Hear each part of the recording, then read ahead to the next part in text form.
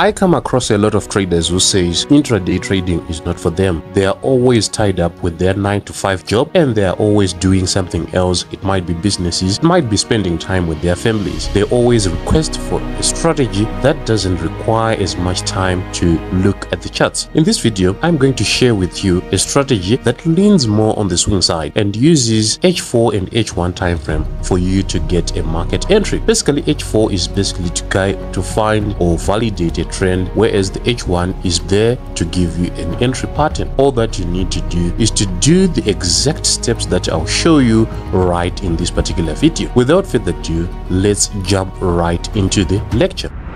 So there are tons of videos online that claim to give you powerful trading strategies, but the biggest question that you need to ask yourself is, do they really make a difference after you watch them? I'll try by all means to make this video so valuable to you so that it can make a difference in your trading.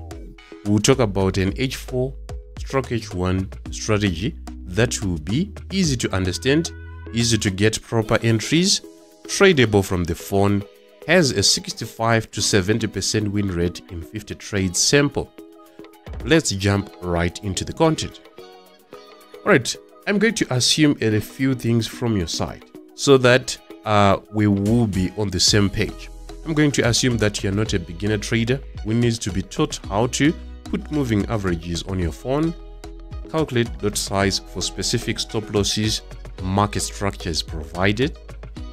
Then I'll also assume that you understand what it means when I say entry at candle close. So by calculating the stop loss, we are actually trying to say you need to be able to calculate your risk exposure on each and every trade. I come across a lot of people who ask me, what lot size should I use? That is actually a question that shows that someone is still immature in trading. If you ever find yourself asking someone what lot size am I going to use, it means you are still immature in this business. Lot sizes are not consistent because our stop losses are also not consistent. The pairs that we trade are different. The assets that we trade are in different asset classes, and the stop losses are also different, meaning that all that needs to be incorporated in calculating your lot size so that you get a lot size which, when you lose that particular trade, you will lose an expected amount of money. All right, so basically step one, the chart setup.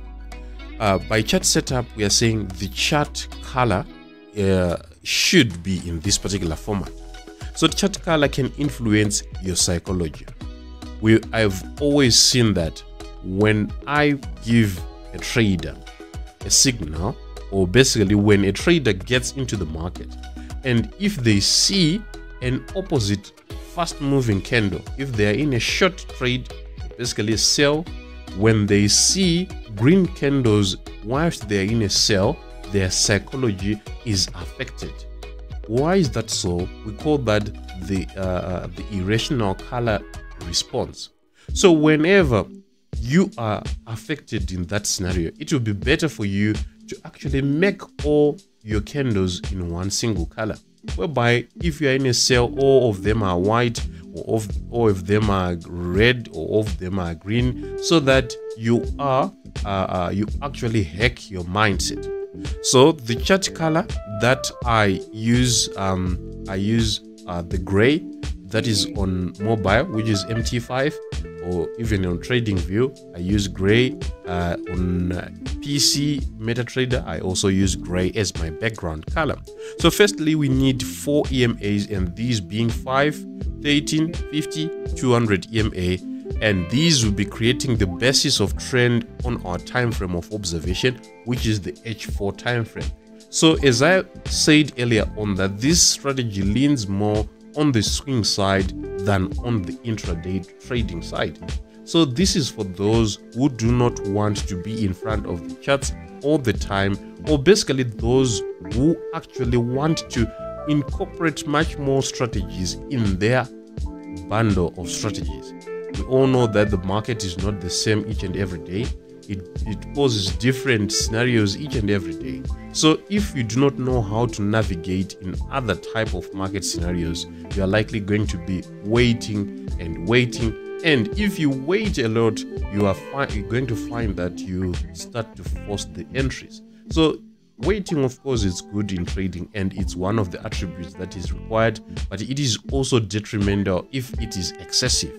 So whenever you wait a lot, sometimes you navigate using other strategies that you have in your bundle. So go ahead and install them on your charts. Then we move to the next important step.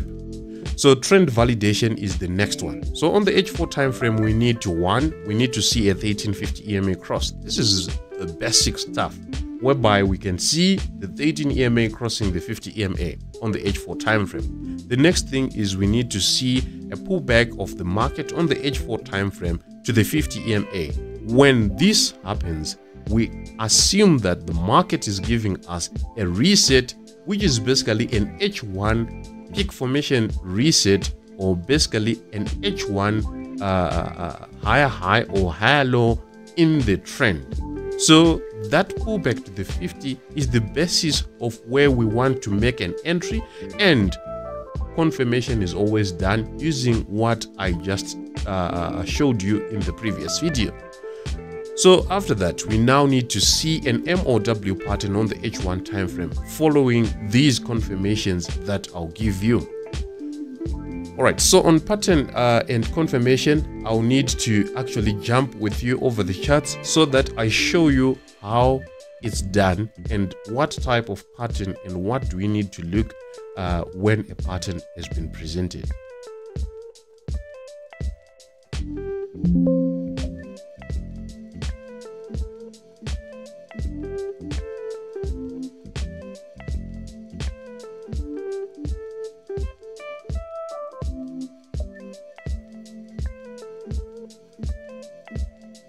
All right, so basically these are the EMAs that are installed on my charts.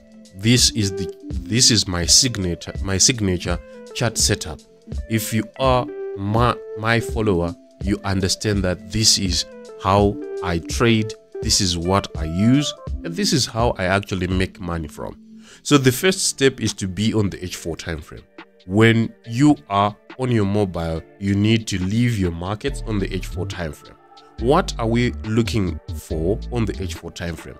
We are going to be looking for a 1350. So in this scenario, my 50 is the one in blue, my 13 is the one in red, and this is the 200. These are now for other strategies, of course, so let me just leave them. But when we shift to the H1 time frame, we'll start to use the other EMAs. So basically, we've said you leave your charts on H4 time frame if you are on mobile as well as on PC.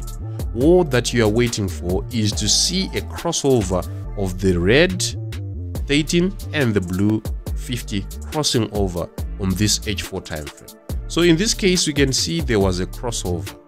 After a crossover has been issued, we now start to anticipate a pattern on the H1 200 EMA, which is basically the H4 50 EMA.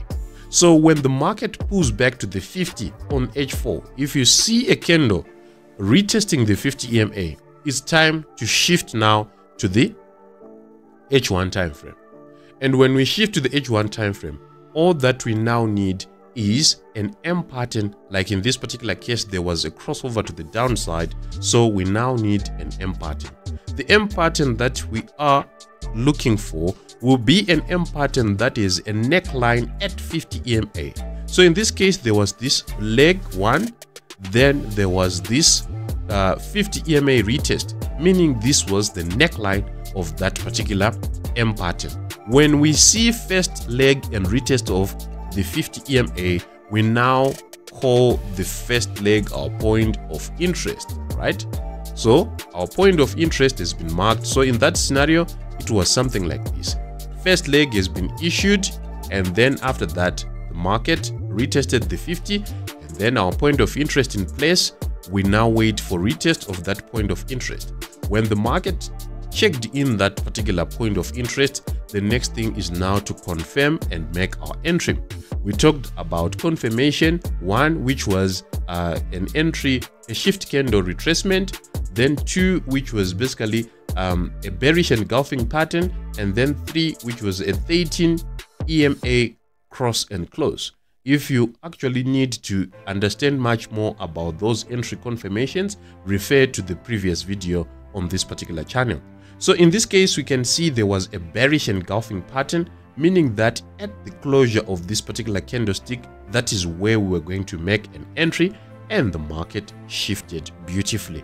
So basically, that is what you'll be looking for. You need to have several pairs, of course, for you to get these pristine entries, because it's something that is rare and something that is scarce. So you need to be looking and stalking the market on several pairs. When you enter the market, it is likely going to move for at most 3 days. So you actually hold that particular trade for 3 days of drop or 3 days of rise. That is where we actually talk of swings. So if it's on yen pairs, probably you are going to get more than 200, 300, 400 pips in that particular direction. Basically like that. And above all, always understand that the markets are the markets. You will find entries that you lose here and there. And whenever you lose, it doesn't mean that you are a bad trader. It's just a way whereby the market is telling you that it was not a good point to enter for today. On that note, we've come to the end of our today's video. Thank you for watching. Like and subscribe, and I'll see you in the next one.